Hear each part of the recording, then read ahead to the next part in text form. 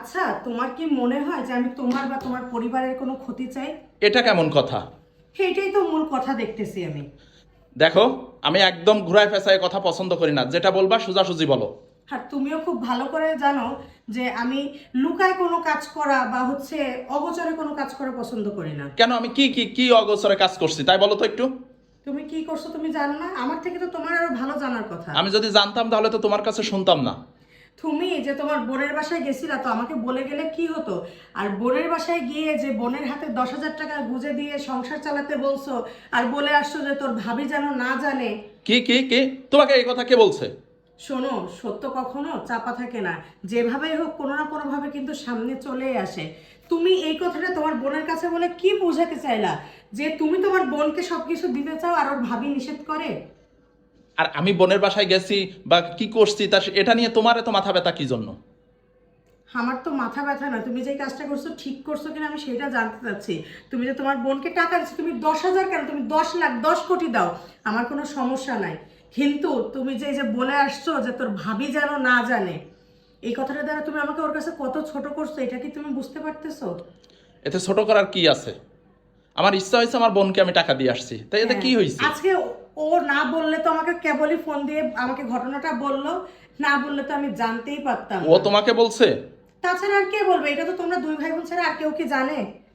আমিও তো তাই ভাবি, তুমি এই কথা জানলা কিভাবে? শোনো, আজকে একটা কথা না বলে পারতেছি না। কি তুমি কথা? ওর কাছে আমাকে যতটা না ছোট করছো তার থেকে তুমি নিজেও ছোট হয়েছো, বুঝছো? কেন, আমি আবার কিসে ছোট ওর হলাম? স্বামীর যে গত মাসে চাকরি চলে গেছে, হ্যাঁ, সেটা চলে তো আমি যাওয়ার পর জানি। থেকে তুমি যেমন টেনশন করতেছো বোনের সংসারটা চলবে কিভাবে, আমিও সমানভাবে চিন্তা করতেছি যে আমার ননদের সংসারটা চলবে কিভাবে। যার কারণে 2 দিন আগে তুমি অফিসে যাওয়ার পরে আমি এই দেখো আমার গলায় যে সোনার চেনটা ছিল, সেই চেনটা আমি বিক্রি করে ওর স্বামী যাতে ছোটখাটো একটা ব্যবসা দাঁড়া করাতে পারে আমি টাকা দিয়ে আসছি। তোমাকে চেন বিক্রি করার কথা কে বলছে?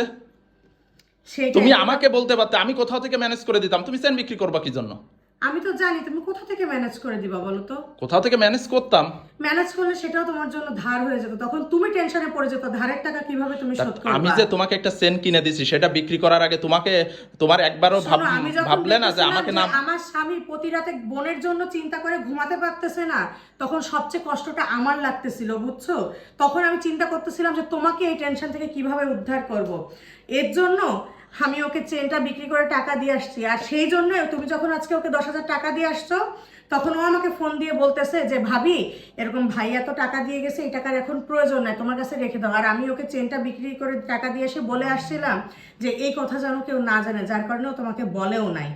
আরও 10,000 টাকা আমাকে দিতে চাচ্ছে। তো ননদ ভাবের তলে তলে এত কিছু, তা সেটা তুমি আমার সাথে একটু শেয়ার করবে না? কিন্তু তুমি কি প্রমাণ করে আসলা? আমি তো সারা জীবন আমার ননদকে আমার বোনের মতন ভাবছি, শাশুড়িকে মায়ের মতন ভাবছি, দেবরকে ভাইয়ের মতন ভাবছি। কিন্তু ওদের কাছে তুমি আমাকে কতটা ছোট করে আসলা বলো তো? আর আমার কাছে আজকে তুমি কতটা ছোট হয়ে গেলা বলো তো? তার মানে তুমি তোমার বাবা মা ভাই বোনের কাছে আমাকে এইভাবেই ছোট করো? না, আসলে সত্যি বলতে তোমার সাথে আসলে আমি অন্যায় করছি, তুমি আমারে মাফ করে দিও। আর সত্যি মানে তোমার চোখে আজকে আমি অনেক ছোট হয়ে গেলাম। তাই হোক, তোমাকে আমার আর বলার কিছু নাই।